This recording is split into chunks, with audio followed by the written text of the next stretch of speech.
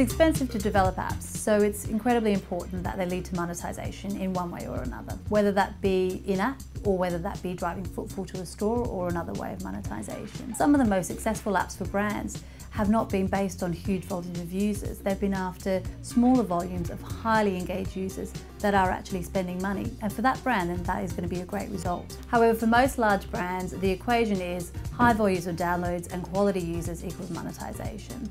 What you need to get right is you need to get the right users. At the agency, we always say downloads are vanity and sales are sanity. So it's incredibly important to not just track downloads and use that as your measure of monetization, but to track beyond the downloads, whether that be sales, in-app purchase, or any other form of payment or monetization beyond the download, and really measure your app's performance based on that.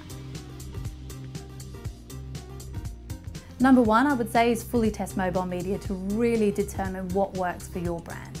The mobile media landscape is incredibly complex at the moment. You can buy mobile advertising on so many different formats, whether that be cost per acquisition, cost per sale, cost per download, cost per engagement. So that needs to really be factored in. Secondly, you really need to understand your technology.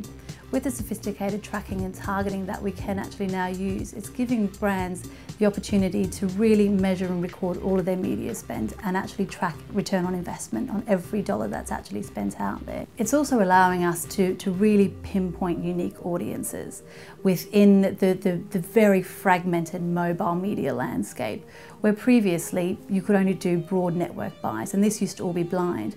With the tracking that we're using today, we can actually pinpoint within those particular networks which are the areas and which are the consumers that are actually performing, get rid of everything else and minimize wastage and just target that. What we will actually do is we will set up a server. A server will send a message back to the network to say that this person has downloaded an application, or this person has made a purchase, or this person has opened the application 3 times.